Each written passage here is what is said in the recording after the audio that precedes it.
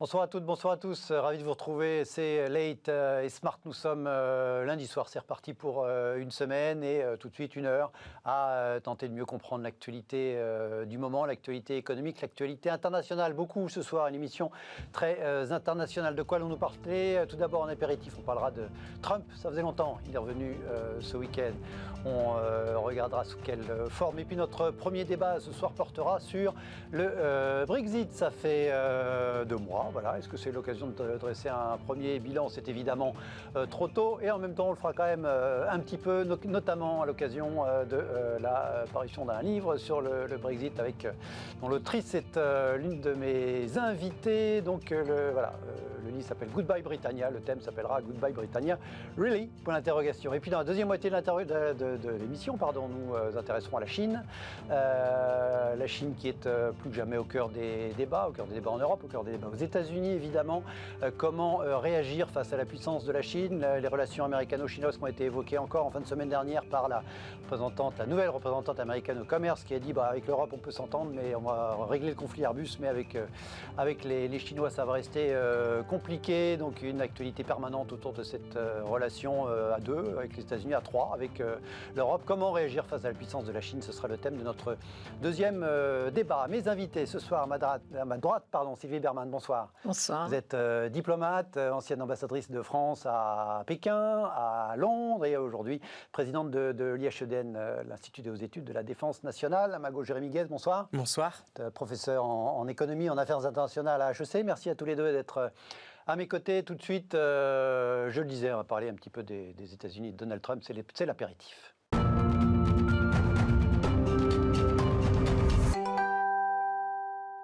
Donald Trump, le retour, c'était hier aux États-Unis, le premier meeting officiel, entre guillemets, de Donald Trump depuis son départ de la Maison-Blanche, devant une assemblée conservatrice, évidemment, l'American Conservative Union, avec deux, trois petites saillies, petites déclarations qui ont été l'objet de commentaires, en tout cas aux États-Unis et ailleurs. Depuis hier soir, I am not starting a new party, a dit Donald Trump, dont il va se contenter du Parti républicain. Il considère que ça lui convient, le Parti républicain, qui est globalement encore aujourd'hui à sa botte, ou en tout cas qui le soutient. Il a officialisé le fait qu'il n'allait pas créer un nouveau parti aux États-Unis. Et puis autre annonce qui n'en est pas, il a laissé le suspense sur 2024, Donald Trump, en disant je vais peut-être même décider de les battre, sous-entendu les démocrates, une troisième fois. Il a dit les battre une troisième fois, donc 2016, 2020, il considère qu'il a gagné, donc il ne reconnaît toujours pas sa défaite, et donc il envisage toujours,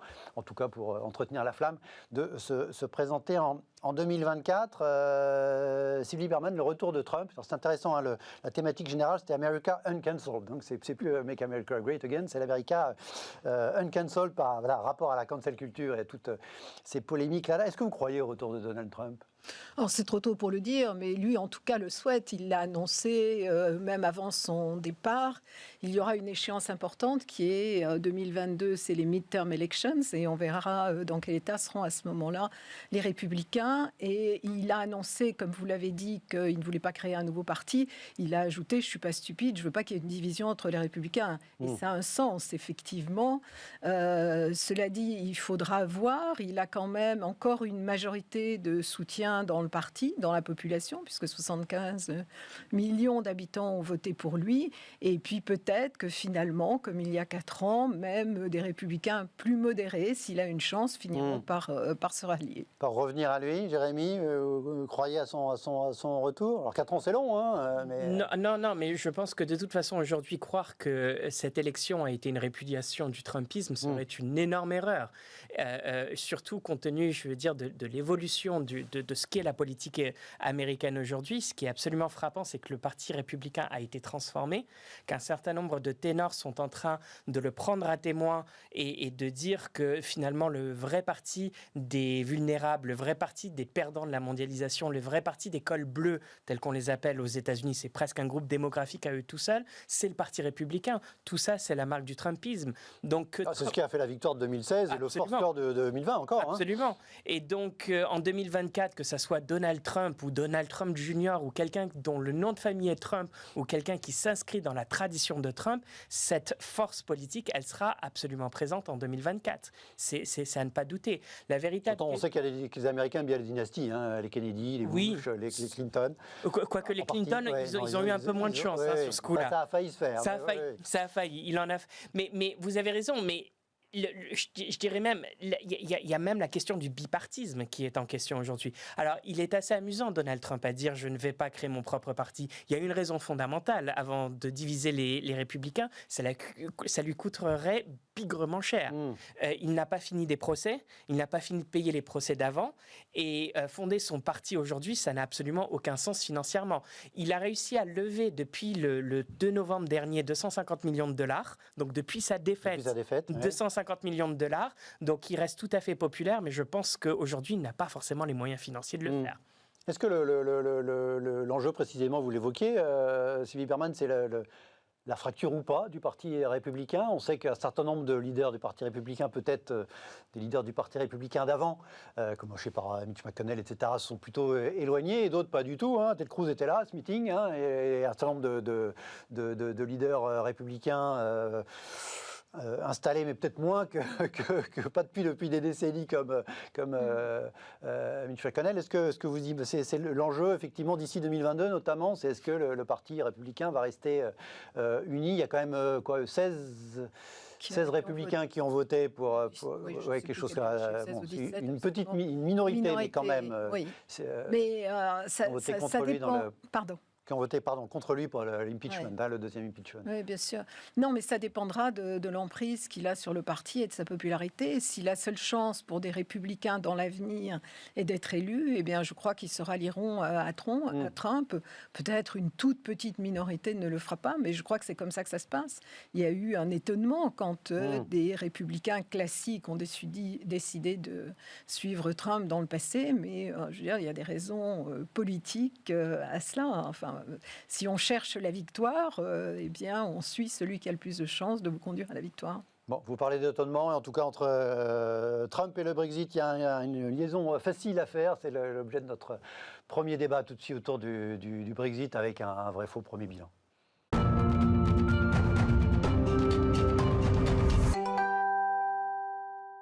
Goodbye Britannia, le Royaume-Uni au défi du Brexit. C'est le titre du livre de Sylvie Berman, qui est mon invitée ce soir, publié chez Stock, sorti il y a quelques jours. Du coup, c'est tout simple, j'ai demandé le titre du débat ce soir, c'est Goodbye Britannia, really? Vraiment, pourquoi vraiment? Parce qu'effectivement, il y a quelques semaines, il y avait consensus quasiment pour expliquer que c'était, puis depuis des mois, voire des années, que d'un point de vue, notamment d'un point de vue économique, c'était une folie que ce Brexit. Et puis, par la force des choses avec cette crise du Covid et notamment depuis quelques semaines la stratégie vaccinale, le Royaume-Uni reprend un petit peu du poil de la bête dans l'esprit des commentateurs. Regardez déjà évidemment en termes de bilan de vaccination. Je parlais de commentateurs, Nicolas Barret, le patron des Échos. Plus de 500 000 vaccinations par jour au Royaume-Uni au 27 janvier. Donc c'était un tweet de la fin de semaine dernière, contre 170 000 en France. Et puis son collègue Jean-Marc Vittori qui va, donc don't worry, ça va monter en puissance dès que tous les Britanniques sont vaccinés.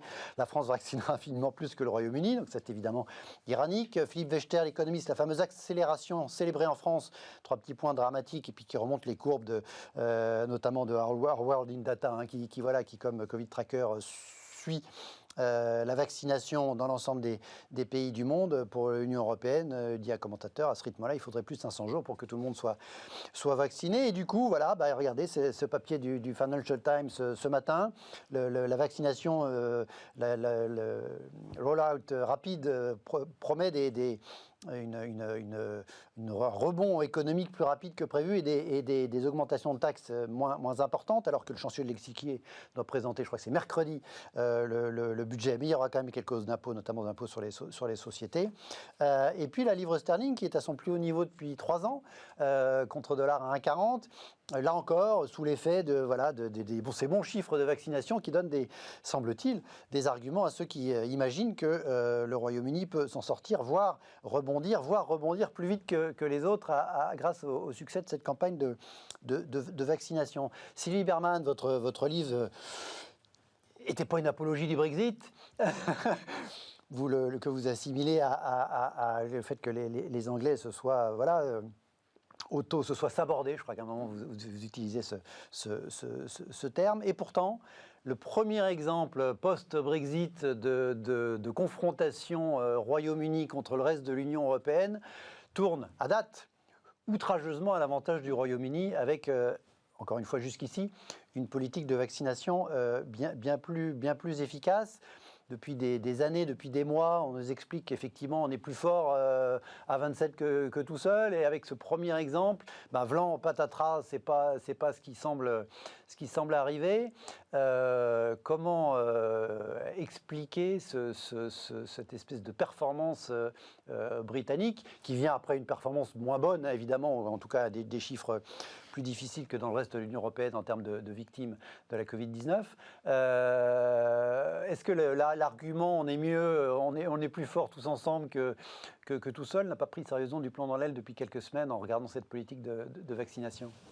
Alors, je crois que ça reste vrai quand même sur le principe. La raison pour laquelle on manque de vaccins aussi, c'est que, alors que la France, avec l'Allemagne et les Pays-Bas, puis un autre pays, je ne sais pas si c'était l'Italie, avait pris des contacts avec les laboratoires, ils ont décidé finalement de le faire dans un cadre européen pour que les petits pays ne soient pas évincés de la vaccination. Donc c'était un acte de solidarité.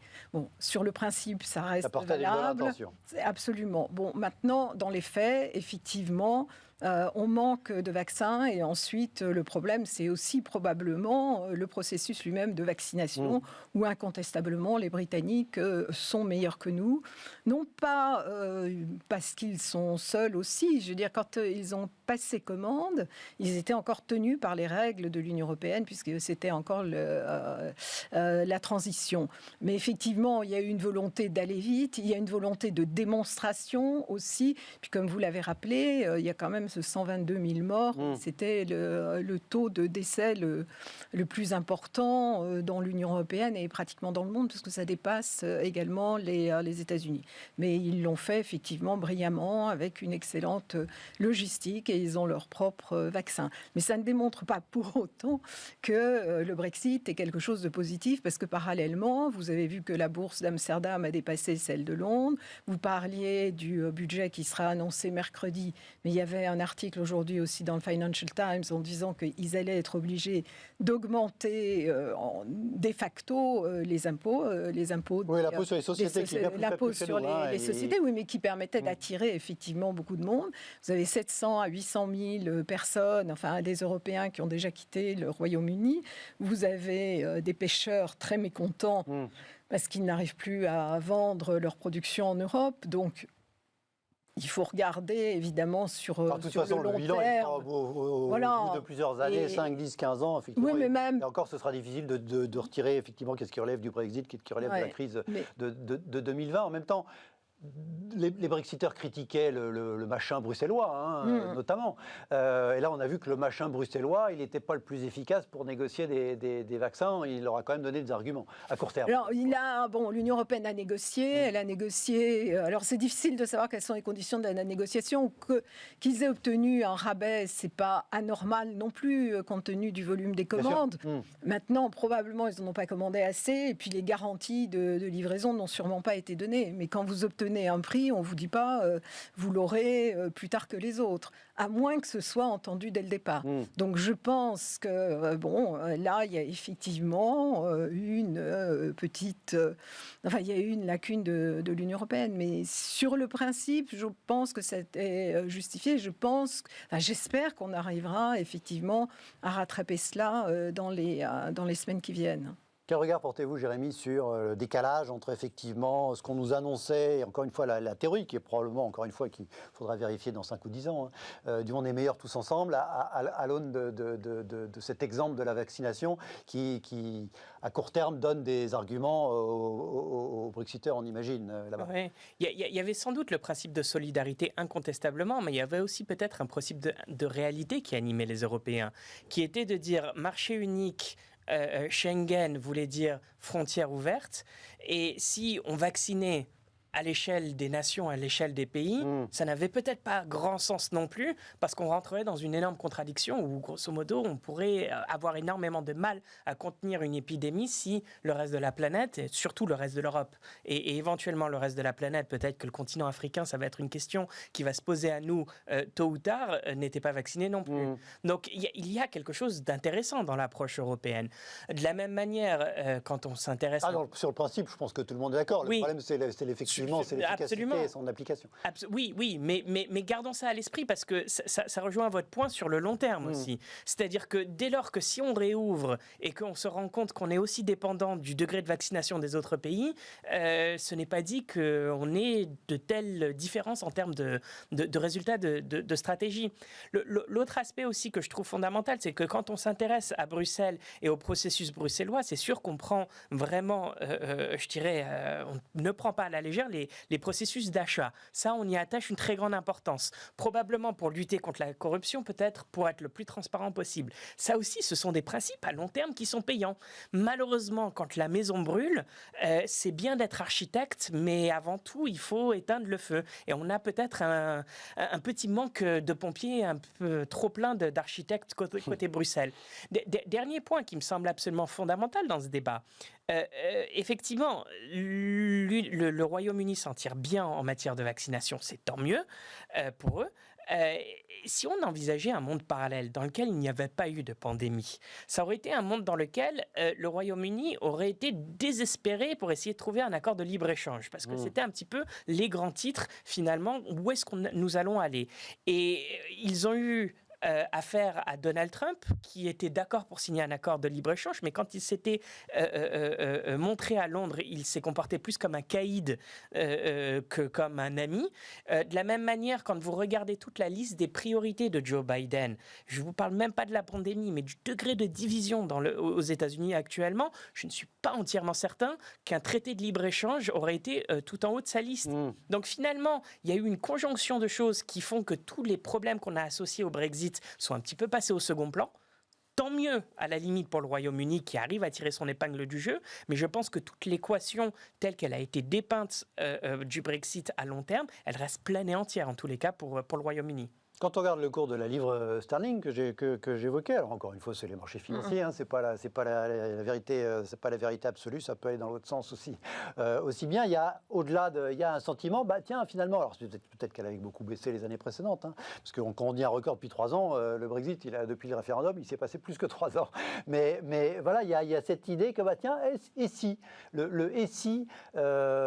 c'était pas tout blanc, tout noir, et si une espèce d'agilité des Britanniques, de pragmatisme, pouvaient finalement... les arguments des Brexiteurs, ça va être une fiscalité plus attrayante, des réglementations moins pénalisantes, etc., de façon à faire reprendre peut-être l'économie.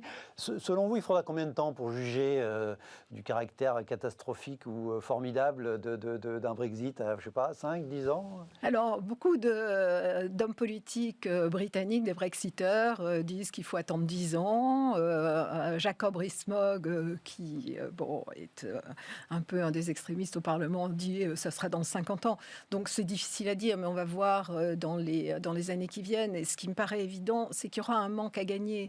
Si on considère ce qu'était le Royaume-Uni à la veille du Brexit, c'était le pays qui avait l'économie la plus florissante des membres du G7. C'était vraiment la capitale monde, qui était beaucoup plus dynamique même que ne l'était New York. C'était le centre de l'arbitrage, un centre également juridique. C'était là que les sièges de toutes les entreprises du Moyen-Orient, d'Asie, d'Afrique, des États-Unis s'installaient. Justement, dans votre livre, vous dites que vous quittiez la Chine en plein boom. Vous avez annoncé que vous alliez vous embêter en Grande-Bretagne. Vous êtes arrivé, vous avez dit que je me suis cru à Shanghai plus qu'à Paris ou plus qu'à une autre ville européenne quasiment. Londres était absolument extraordinaire à ce moment-là, à tel point que Bouygues disait qu'il n'avait pas assez de grues pour tous les chantiers qu'il y avait à Londres. Et s'il y a eu un problème d'immigration, en plus, parce que ça a été l'année de plus forte immigration et qui, justement, a pesé beaucoup sur le vote. Sûrement. Oui. La raison, c'est parce qu'il y avait le plein emploi en fait à Londres et que parce que théoriquement, au bout de 3 mois sans emploi, on peut expulser un immigrant. Mais là, d'ailleurs, les autorités me le disent. Je leur dis pourquoi vous ne faites pas comme ça? Et on ne peut pas parce que finalement, ils ont un emploi immédiatement. Et c'était une immigration de l'Union européenne, hein, ce qui n'est pas. Enfin, quand on parle de chez nous, l'immigration, c'est en général pas l'Union européenne, mais en Grande-Bretagne, c'était notamment pas mal les pays de l'Est, hein, d'où le lien avec le vote Brexit. Tout à fait. C'est-à-dire qu'ils les appelaient des migrants, alors que pour nous, c'est des citoyens européens. Voilà. Mais il y avait la moitié de citoyens donc européens et la moitié de gens qui venaient du Commonwealth, d'autres pays en développement. Et il y a eu une confusion totale. C'est-à-dire que certains, effectivement, ne voulaient pas des Polonais, qu'ils ont critiqués de manière assez choquante, puisqu'on a même parlé de vermine polonaise, alors que c'est eux qui construisaient les chantiers. Ça a été plus loin que le polonais chez nous, le plombier polonais chez nous. Absolument. Oui, d'ailleurs, c'est eux qui les avaient fait venir. Mais bon, c'était une décision de Blair d'ouvrir sans avoir de période de transition. Donc c'est eux qui ont construit Londres, c'est eux qui ont construit le village olympique. Et puis en fait, c'est une population relativement jeune, donc ils n'avaient pas tellement besoin des services du NHS. Oui, NHS, vous aviez aussi beaucoup de systèmes de santé public, les systèmes de santé publics complètement gratuits, dont ils sont d'ailleurs très fiers. C'est véritablement une vache sacrée. Mais vous aviez une autre immigration qu'ils pouvaient contrôler et qu'en fait, ils n'ont pas davantage contrôlé. Et pour certains des Brexiteurs, il y avait une confusion totale, puisque moi, j'ai entendu dire « Ah, mais les Européens, ça nous est égal, mais ce qu'on ne veut pas, c'est les populations de couleur. » Donc, il y a eu pendant cette campagne une confusion totale sur le sujet. Mais c'est vrai que Londres avant, vous aviez, puis c'était. Précisément, vous parlez de Londres. Est-ce que c'est pas un des sujets au cœur de ce débat? Effectivement, c'est au cœur du débat parce que c'est un peu Londres et le désert anglais. C'est-à-dire que les villes, même des villes comme Manchester, Liverpool, ne sont pas aussi développées aujourd'hui que ce qu'on appelle nos métropoles. Mais à une époque, il y avait Paris et le désert français. Un célèbre géographe avait écrit ça, effectivement. C'était le problème. Le chancelier de l'échiquier, George Osborne, avait parlé justement de développer le Nord. C'était Northern Powerhouse. Mais bien évidemment, c'était trop tard et il y avait des frustrations. Mais encore une fois, le Brexit, ça a été aussi l'addition de préoccupations. L'Union européenne a un peu été... Aux abonnés absents. Oui, mais sur demande de Cameron. Un bouc émissaire, parce que, en fait, les Britanniques, ça leur était un peu égal, ils n'aiment pas trop l'Union européenne, mais ce n'était pas le sujet. Le sujet, donc, c'était l'immigration, puisqu'on leur expliquait que c'était à cause de l'Union européenne. Et puis, pour d'autres, ça a été cette question assez mythique d'identité. Donc, au nord, vous aviez des populations qui se considéraient frustrées par la mondialisation, et puis vous aviez au comme sud, dans tous les pays occidentaux. Voilà, des gens plutôt aisés et qui, eux, ont voté Brexit au nom de la fameuse identité britannique, souvent anglaise d'ailleurs, plus que britannique, et qui, effectivement... Oui, parce que quand vous dites au nord, c'est au nord de l'Angleterre, c'est pas au nord du Royaume-Uni, parce que le nord du Royaume-Uni, c'est Écosse, c'est un autre sujet. Oui, non, au nord de l'Angleterre et au sud du mur d'Adrien. Et voilà, et c'était en fait l'addition de préoccupations de nature totalement différente, puisque certains même, très brexiteurs, mais au nom de l'identité, disaient, mais finalement, l'immigration, c'est pas un problème, on préfère une jolie servante lituanienne à un anglais grincheux ou des ouvriers polonais sérieux qui réparent nos belles résidences. Donc, voilà, mais quand vous avez la conjonction des deux, si vous ajoutez la presse Murdoch, les tabloïds qui exploitent cet élément-là, effectivement, vous habitez à une décision de ce genre qui était fondée non pas sur la raison, puisqu'ils disaient tous, ça nous est égal d'être plus pauvres. Mais vous pouvez dire ça quand vous êtes Dyson et que vous avez les moyens. Si vous êtes pauvre, mais pourtant les pauvres ont voté pour le Brexit. Comment cette idée de Singapour sur Tamise, hein, c'est-à-dire un pays un peu dérégulé, avec une fiscalité attrayante, etc., qui du coup s'en sortent par une espèce de singularité économique, qui fait partie des arguments, enfin en tout cas du projet une partie du projet des Brexiteurs, projet économique, il y a les projets politiques que vous évoquiez à l'instant, c'est quelque chose de crédible. Il y a quand même des petits pays tout seuls qui s'en sortent dans le monde, Jérémy. Oui, non, très certainement. Mais tout cela, ça me semble être quand même, dans le discours des Brexiteurs, un petit peu le moyen de rationaliser tout ça, quoi. Il me semble que le discours politique tel que vous venez de le décrire était quand même bel et bien au centre des préoccupations, et que c'est bien la preuve d'ailleurs qu'il va falloir qu'on commence à imaginer la rationalité des peuples autrement et purement que par l'angle économique, qu'il y a d'autres motivations. Oui, effectivement. On parlait de Trump tout à l'heure. Oui. Trump en 2016, les États-Unis se portaient très bien, économiquement. Oui. Si on regarde les statistiques, elles étaient très bonnes et ça n'a pas empêché l'élection de Trump, comme quoi effectivement la politique entre guillemets est de retour. Et même pendant 4 ans, pendant 4 ans de Trump, ça s'est magnifique. L'économie s'est magnifiquement bien portée, mais c'est la récession qui a mis fin à tout cela, et il aurait quand même bien gagné. Donc c'est bien la preuve finalement qu'il y a d'autres moteurs dans tout ça. Donc effectivement, ça pour moi c'est une manière de rationaliser tout ça. Effectivement, côté bancaire, c'est pas exactement ce qui va se passer, puisque Londres perd un certain nombre de banques, et ça on est en train de le voir sur le jeu de l'échiquier. Dans le bras de fer géopolitique, effectivement, il y a cette proximité avec les États-Unis, mais là aussi on voit bien qu'elle n'est pas réelle. C'est peut-être quelque chose qui appartient au discours et à l'ordre du symbole, plutôt que de l'ordre et de l'intérêt pragmatique aujourd'hui, et de l'intérêt stratégique surtout. C'est-à-dire que le cousinage américain-anglais se heurte au cousinage américain-irlandais, qui est peut-être même encore plus fort, je crois que vous dites dans votre livre. Qui est encore plus fort, et je pense que le véritable enjeu aujourd'hui pour les Américains, c'est de se demander qu'est-ce que les Européens vont pouvoir nous apporter finalement dans cet effort de stabiliser le monde. Poser cette question aujourd'hui exclusivement au niveau du Royaume-Uni ou exclusivement au niveau de l'Allemagne ou de la France n'aurait pas de sens. Donc finalement, c'est une forme de marginalisation qui va avoir lieu peu à peu. Et même, je veux dire, vis-à-vis de la Chine, aujourd'hui, le Royaume-Uni est aussi engagé dans un combat avec la Chine, avec vos confrères de la BBC d'un côté et de la télévision chinoise de l'autre, à coup de retirer des licences d'opérer. Donc, encore une fois, on essaye de chercher quelque chose de concret dans ce plan du Brexit, et on a du mal à le trouver.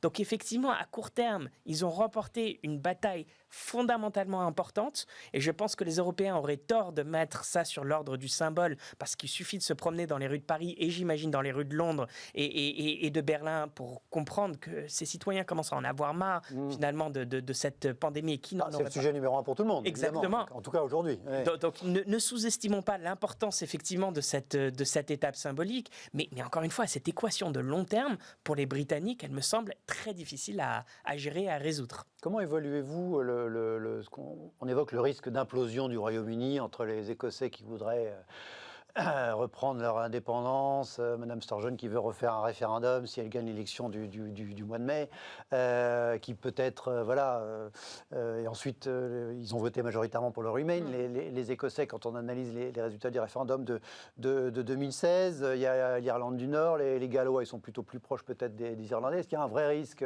pour le Royaume-Uni en tant que Royaume-Uni avec ses 4 composantes principales ?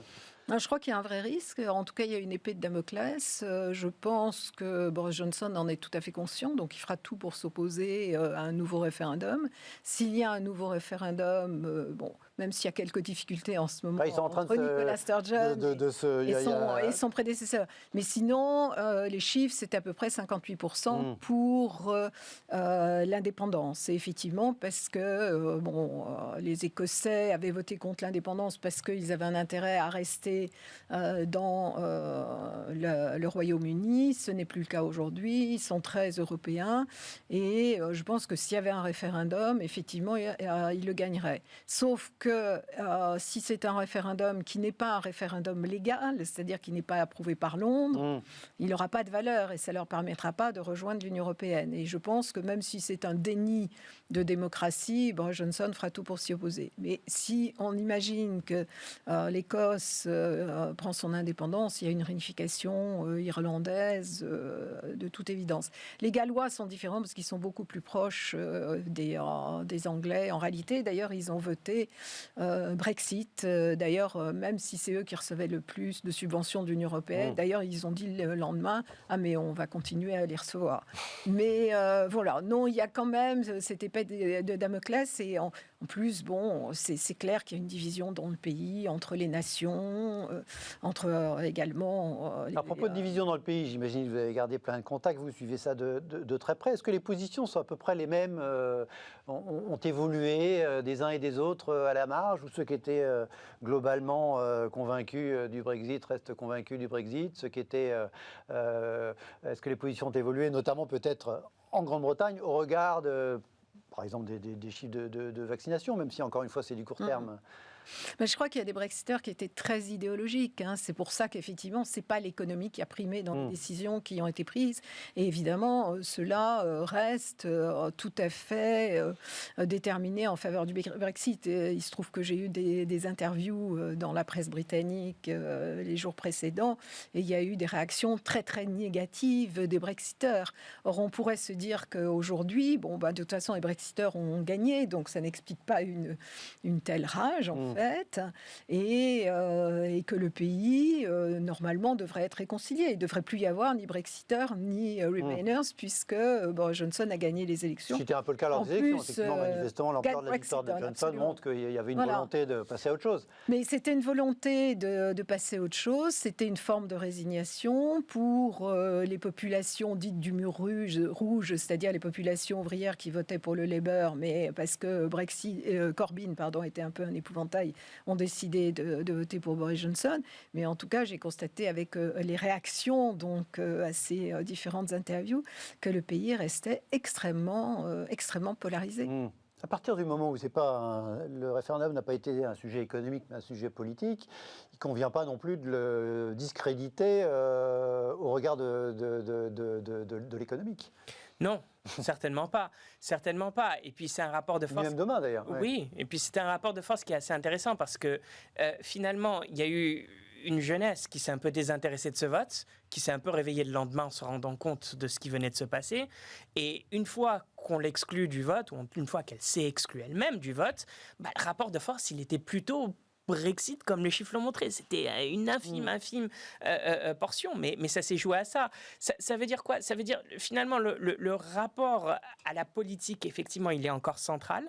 Ça veut dire que c'est très difficile aujourd'hui de faire de la politique et même de faire de la stratégie même en entreprise sans comprendre le mécontentement de ces peuples à qui on a dit pendant des années, soyez européens, soyez des bons citoyens, votez selon les règles, vous allez voir, au bout d'un moment, tout va bien se passer, mais au bout d'un moment, c'est une population qui s'est réveillée en se rendant compte que sa situation n'avait pas évolué depuis grosso modo la chute du mur de Berlin, que pire encore, la situation de ses enfants s'était détériorée. Et quand on est parent, on sait la blessure, la déception que tout cela peut représenter.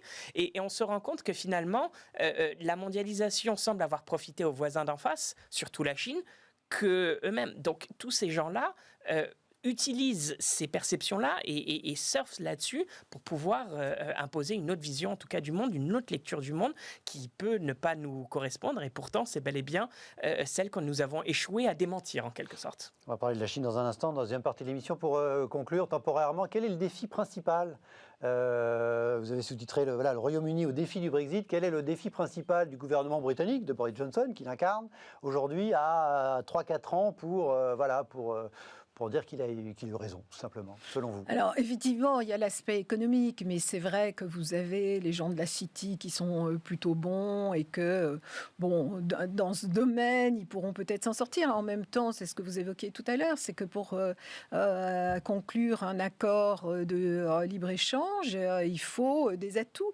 Et là, la taille compte. C'est plus facile pour l'Union européenne, qui a un poids de 450 millions d'habitants, que pour un pays, comme je le dis dans le livre, qui a la taille de la moitié de la province du Guangdong, quels que soient leurs atouts et leur intelligence. Avec les Américains, vous l'avez dit, c'est extrêmement difficile. C'est pas une priorité de Joe Biden. Avec la Chine, en plus, lui est d'origine irlandaise. Donc bien sûr. Là... Ah oui, puis lui ne cachait pas sa position d'ailleurs sur le Royaume-Uni, sur le Brexit. Il a dit que c'était une erreur historique. Et lors de la conférence sur la sécurité à Munich récemment, Joe Biden a fait un discours qui a totalement ignoré le Royaume-Uni. Il a évoqué évidemment la Chine qui est sa priorité. Il a évoqué l'Union européenne parce qu'elle joue un rôle.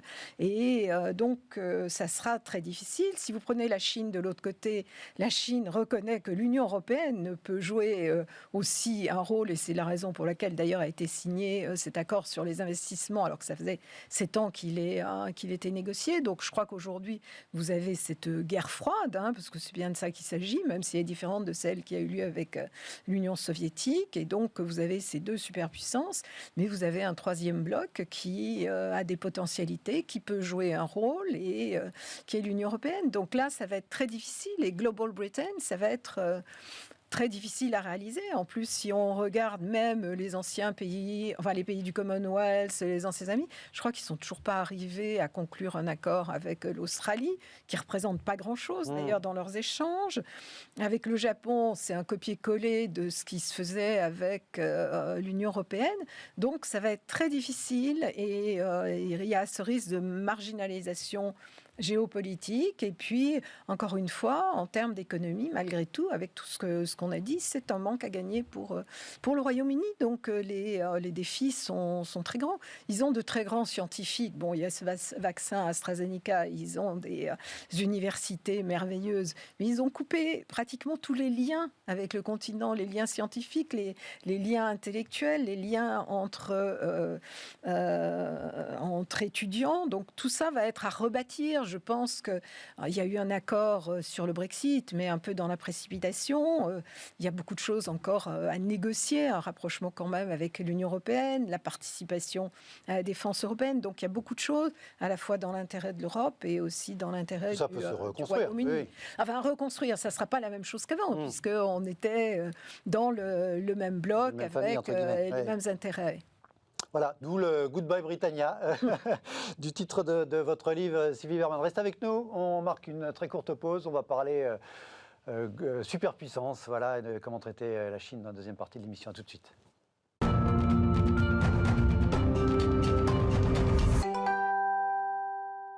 Retour dans Late et Smart dans cette deuxième moitié de l'émission. Nous allons parler superpuissance, et notamment on évoquait voilà, les États-Unis, la Chine, l'Union européenne. Comment réagir à la puissance de la Chine? Actualité permanente autour de la Chine évidemment. En fin de semaine dernière, tenez, la nominée de M. Biden pour le poste de représentant, de chef des négociations commerciales aux États-Unis, Mme Katherine Tai, faisait sa prestation devant le Sénat, expliquait que la Chine devait devait tenir ses engagements, en tout cas ceux qui ont été signés l'année dernière lors de l'accord qu'on avait évoqué, qu'on avait dit à minima entre les États-Unis et la Chine, mais c'était le seul accord qui a été obtenu par l'administration Trump, et tout en disant que voilà, on pouvait s'arranger avec l'Europe, que l'antagonisme entre le dossier Airbus-Boeing allait pouvoir se régler, autant les sujets chinois étaient, lui, beaucoup plus durs. C'est pas un hasard, peut-être,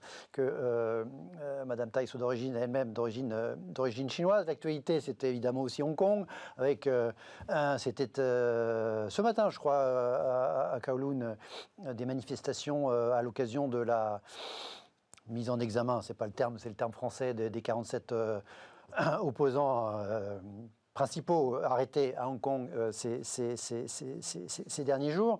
Vous avez, je le disais en introduction, été en poste, été ambassadrice de France à Pékin. Vous avez écrit aussi sur ce livre La Chine en eau profonde, une allusion voilà, à Deng Xiaoping qui disait qu'effectivement il fallait être prudent et traverser à gué, alors que Xi Jinping lui a dit bah non, on peut y aller maintenant, on est suffisamment fort. Comment traiter la Chine? Quelle doit être la position de l'Occident avec la Chine? Est-ce qu'il faut être, vous évoquiez le terme de guerre froide tout à l'heure dans la première partie de l'émission, est-ce que c'est... Alors, c'est le terme qu'il faut probablement utiliser aujourd'hui. Est-ce que c'est la posture qu'il faut avoir, ou est-ce qu'il faut être un peu plus, peut-être comme, là je parle du point de vue de l'Union européenne, notamment de se situer un petit peu entre les deux par rapport aux États-Unis. On sait que notamment les Allemands qui commercent beaucoup avec la Chine, qui exportent beaucoup avec la Chine, alors que nous on importe beaucoup, sont plutôt plus conciliants, sont plutôt à pousser à la signature de cet accord, en tout cas la ratification de cet accord entre l'Union européenne, accord d'investissement entre l'Union européenne et la Chine. Est-ce que l'Europe doit, selon vous, Sylvie Bermann, jouer un petit peu les go-between entre les États-Unis et la Chine, ou en tout cas se situer à mi-chemin dans cette situation de guerre froide, entre guillemets, qui est devenue une réalité entre les puissances occidentales et l'Empire du Milieu? En tout cas, je crois qu'on ne doit pas raisonner en termes d'équidistance non plus, parce que ce n'est pas à mi-chemin entre la Chine et les États-Unis, mais on ne doit pas non plus se rallier de manière pavlovienne aux États-Unis. Ils ont leurs propres intérêts, ce n'est pas nécessairement les intérêts de l'Europe. Et il y a des domaines dans lesquels nos intérêts convergent de toute évidence sur un certain nombre de principes pour un commerce sur des bases équitables, une concurrence loyale, l'absence également le respect de la propriété intellectuelle. Ouais. Donc ça, c'est important. Donc je dirais plutôt une puissance d'équilibre. Et vous savez que l'Union européenne a défini sa stratégie vis-à-vis de la Chine en considérant que c'était un concurrent économique, ce qui est une évidence, que c'était un rival systémique. Alors je sais moins ce que ça veut dire, mais et puis également un partenaire stratégique et un partenaire sur les enjeux globaux, parce qu'il est évident que il n'y aura pas de résultats dans le domaine de la lutte contre le changement climatique sans la Chine, qui d'ailleurs a été très constructive lors de la COP21 à Paris. Et sans elle, il n'y aurait évidemment pas eu d'accord de Paris. Donc il faut voir absolument au cas par cas et puis éviter d'avoir une position idéologique. C'est-à-dire, moi, j'ai été frappée par les réactions au moment de la signature de l'accord sur les investissements. En réalité, les Chinois ont fait des concessions. Ils ont fait des concessions parce qu'ils voyaient bien que c'était leur intérêt qu'il n'y ait pas une alliance entre les États-Unis et l'Europe, mais ils les ont quand même fait. Ça fait 7 ans qu'on négociait et qu'ils ne voulaient pas le faire. Et effectivement, c'est sur les transferts obligatoires de technologie, c'est sur le respect de la propriété intellectuelle, c'est sur la transparence pour ce qui concerne les subventions. Il y a encore un certain nombre d'éléments sur la protection des investissements et d'un mécanisme qui doit être discuté d'ici 2 ans, avant la ratification qui est prévu sous présidence française. Mais encore une fois, moi j'étais à Pékin quand ces discussions ont commencé. C'était sur la base de 2011-2014, vous étiez en poste j'étais de 2011 à 2014, et c'était sur la base d'un rapport de la Chambre de commerce européenne qui avait travaillé de manière sérieuse, qui avait fait des recommandations en ce sens, qui partageait d'ailleurs avec la Chambre de commerce américaine. Donc la réalité, c'est que ce qui existe maintenant sur la table, ça correspond à notre intérêt. Bon, il y a eu en contrepartie, parce qu'évidemment, il y a la problématique des Ouïghours, un engagement des Chinois à travailler à la ratification des conventions de l'Organisation internationale du travail. Bon, il faudra continuer sans doute les pressions en ce sens, mais je trouve qu'on ne doit pas rejeter un accord pour des raisons idéologiques si il y a des choses dedans qui correspondent à nos intérêts. Et donc, je crois qu'il y a des domaines, et je parlais, effectivement, du changement climatique, dans le domaine de la santé aussi. Je crois qu'il y a beaucoup de coopérations qui sont possibles avec la Chine. Et donc, il faut respecter ces éléments. Donc, si on doit se protéger d'investissements qu'on considère trop sensibles, il y a une législation de l'Union européenne, très bien. Là, on est dans la logique de la concurrence économique qui est une évidence. Il y a un autre sujet qui est souvent évoqué, c'est celui de la réciprocité. Alors c'est assez compliqué parce qu'effectivement, il y a un déficit global vis-à-vis de la Chine, mais l'Allemagne, qui a des produits à exporter, est plutôt bénéficiaire. Donc, est-ce que c'est une décision politique, une décision administrative, ou ça dépend de la structure des exportations de chacun des pays? Jérémy, position d'équilibre, recommande Sylvie Bermann par rapport pour l'Union européenne dans la position globale, notamment face à la rivalité croissante entre les États-Unis et la Chine. Vous partageriez ce terme de position d'équilibre nécessaire? Le vieil adage des relations internationales. Face à un problème, les États-Unis innovent, les Chinois imitent et les Européens régulent. Les Américains innovent, c'est plus tout à fait vrai. Les Chinois imitent, ce n'est plus tout à fait vrai. Les Européens régulent, mais régulent de manière différente. Avant, c'était des amendes, par exemple, sur les géants de l'Internet américains. On s'est rendu compte que c'était, une toute petite goutte d'eau dans un vase absolument énorme. Ça leur faisait ni chaud ni froid.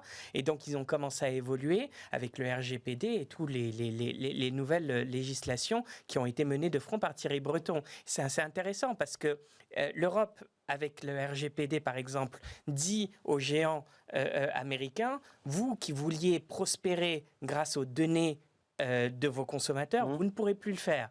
Et donc là, il y a quand même une cible qui est le business model de ces géants Internet américains. Et ça va sans dire qu'aujourd'hui, bien entendu, les cibles sont les géants Internet américains et que demain, ça sera les géants Internet chinois. Donc finalement, on utilisait cet adage pour se moquer des Européens, mais oui, les Européens sont, grosso modo, sur un certain nombre de sujets, les maîtres du jeu, ou en tout cas, ceux qui dictent ce que la loi internationale, ce à quoi la loi internationale devrait ressembler. Pour deux raisons d'ailleurs sur le RGPD. Il y a des petites sœurs en Californie, au Japon, en Australie. Donc déjà, ça inspire un certain nombre de gens. Et aussi, ce que j'entends, c'est que quand vous êtes Google ou d'autres d'ailleurs, pardon d'avoir cité des marques, mais peu importe, d'autres grands de l'Internet, si vous essayez de respecter le RGPD, vous allez le faire parce que c'est un marché à 500 millions de personnes, vous n'allez pas le faire en Europe, pour ne pas le faire ailleurs. Donc, grosso modo, ça les contraint d'une large manière. Donc oui, cette position d'équilibre, on a un savoir-faire en la matière. Maintenant, là où je vous rejoins tout à fait, c'est effectivement, ne soyons pas dogmatiques. Et j'espère que l'avenir de nos enfants ne sera pas ceux des régulateurs en chef. J'espère que l'Europe peut s'imaginer autrement que exclusivement comme compter les points entre la Chine et les États-Unis. J'espère que, effectivement, là je vous rejoins aussi, pas d'angélisme vis-à-vis des États-Unis, donc pas d'opposition systématique et pas non plus de ralliement systématique. Mais le problème, en fait, c'est que les Américains nous disent clairement, nous ne voulons plus jouer le rôle de médiateur que nous avons joué par le passé. Je pense qu'un certain nombre d'entre nous seraient profondément mal à l'aise à voir Pékin jouer ce rôle, pour un certain nombre de raisons. Donc, ne laissons pas non plus à Pékin ce rôle de sauvegarde de la mondialisation. Vous avez répété tout à l'heure les efforts de Pékin, c'est le discours de septembre dernier à la tribune des Nations Unies du président Xi sur la lutte contre le changement climatique. J'aime bien aussi citer l'exemple de Davos 2017, là où Trump n'était même pas là, mais où le président Xi est arrivé en disant la mondialisation, ça a permis à mon pays de sortir de la pauvreté, donc ne jetons pas le bébé avec l'eau du bain en quelque sorte. Ne laissons pas la Chine le monopole de ce rôle, de dire que finalement, une mondialisation organisée, avec des principes, avec de la transparence, avec des régulations, elle peut être bénéfique à un nombre énorme de personnes. Et si on laisse la Chine... Sauf que manifestement, depuis 20 ans, il y a un certain nombre d'opinions occidentales, et notamment les classes moyennes, qui n'ont pas vu ce bénéfice, contrairement aux Chinois, évidemment. Oui, mais alors pourquoi ? Est-ce que c'est parce que... Les Chinois défendent la mondialisation jusqu'à présent, enfin en tout cas les dirigeants chinois, on peut le comprendre. Oui, mais est-ce que c'est parce que l'Europe a refusé de jouer son rôle, a refusé d'être agressive en matière de tenir tous les acteurs avec qui elle traitait, de les tenir selon des principes bien décrits de transparence, ou est-ce que c'est parce que la mondialisation version européenne ne marche pas? Je pense que c'est plutôt la porte A, c'est que nous n'avons pas été assez agressifs et que le RGPD, c'est une toute petite pierre dans un dispositif qui devrait être beaucoup plus large, et j'espère vraiment que ça va être le début d'une conquête offensive européenne en la matière. Vous dites il faut éviter les positions idéologiques, notamment sur l'accord sur les investissements entre l'Union européenne et la Chine qui a été signé au tout dernier jour de l'année 2020 et qui doit encore être ratifié par les différents pays, c'est pas gagné. Parce que vous dites l'accord est équilibré, il est favorable sur le papier, il est favorable également aux Européens. En même temps, en 2001, quand la Chine est entrée dans l'Organisation mondiale du commerce, est-ce que depuis elle a fait tout ce sur quoi elle avait signé? Est-ce qu'il faut faire confiance, encore une fois, à la Chine, aux dirigeants chinois, pour réaliser tout ce qu'ils ont, ou en tout cas mettre en œuvre tout ce qu'ils ont assuré, garantir comme ouverture de leur propre marché, etc. Manifestement, suite à l'entrée dans l'OMC, ça n'a pas été complètement le cas, d'où tous les remises en cause de la mondialisation qui ont pu être observées dans les différentes opinions occidentales. Alors, je crois que c'est de nature différente parce qu'en 2001, c'était plutôt en fait des positions de principe. Et la Chine considérait qu'elle était encore un pays du tiers-monde et donc elle a bénéficié de ce statut de pays de voie en développement. Donc elle a eu un certain nombre de dérogations dont elle a continué à profiter. Là, c'est quand même un accord qui est signé et qui, j'espère, sera ratifié avec des engagements précis. Il y a en matière d'ouverture du marché quelques secteurs qui ont été ouverts comme la téléphonie, la santé, etc. Tout n'est pas ouvert. Mais encore une fois, je crois qu'il faudra continuer à négocier, mais je pense qu'on ne peut pas refuser quelque chose qui correspondait à nos propres demandes et à nos propres intérêts. Si on regarde par ailleurs du côté des États-Unis, il y a quand même quelque chose qui est très choquant et qui menace l'Union européenne. Ce sont les lois extraterritoriales. Et donc, on ne peut pas constituer un bloc complet avec les États-Unis pour lutter contre la Chine. Donc, on doit avoir notre propre stratégie. Et naturellement, quand on peut s'allier avec les États-Unis sur des intérêts convergents, il faut le faire. Alors, il y a un autre sujet qui est celui, évidemment, de l'autonomie de l'Union européenne, ce qu'on appelle l'autonomie stratégique. Mais c'est à la fois une autonomie en matière de défense, en matière d'économie. C'est aussi le rôle de l'euro, qui, j'espère, bon, pour le moment, ce n'est pas le cas, mais sera un jour une monnaie de réserve. Mais le plus important, c'est l'autonomie dans le domaine technologique. On est quand même à la traîne par rapport aux Américains et par rapport aux Chinois. Et là, nous avons quand même un certain nombre de chercheurs, d'ingénieurs, et je pense que ça doit vraiment être une priorité. Est-ce que justement, l'une des explications de ce retard technologique, il est souvent avancé comme étant le fait que ce marché de 450 millions de consommateurs, il n'est pas vraiment intégré. C'est-à-dire qu'un créateur de start-up technologique en France, il n'a pas 450 millions de clients comme ça d'un claquement de doigts, contrairement à la start-up américaine qui a 30 millions de clients d'un claquement de doigts. Et en Chine, c'est 1,5 milliard. Est-ce que c'est pas une espèce d'échec, ce marché intérieur qui n'en est pas vraiment un, en tout cas sur toutes les normes, etc., qui fait qu'il n'y a pas un vrai marché complètement intégré pour les entreprises technologiques européennes? Alors, c'est sans doute un élément, mais je ne pense pas que ce soit l'élément déterminant. L'élément déterminant, c'est qu'il n'y a pas assez de fonds pour la recherche, parce qu'on a des chercheurs allemands, français, qui vont dans la Silicon Valley, qui vont aller à Shenzhen, et donc c'est là-dessus qu'on devrait mettre la priorité. Ensuite, les marchés, ils le trouveront. Zoom, c'est très intéressant, parce que en fait, c'est un Chinois du Shandong qui a créé Zoom, et qui l'a développé aux États-Unis. Et puis, on le sait, pour le vaccin Pfizer-BioNTech aussi, ça a été des Allemands, enfin des chiés turcs en Allemagne. Enfin bon, là encore, il y a une origine européenne, mais je crois que vraiment, c'est là-dessus qu'on doit donner la priorité. Après tout, pourquoi la 5G, c'est uniquement les Chinois. À date, mais... À date. Non, mais bientôt, on aura la 5G à Paris. Non, mais c'est pour ça que... toute la banlieue.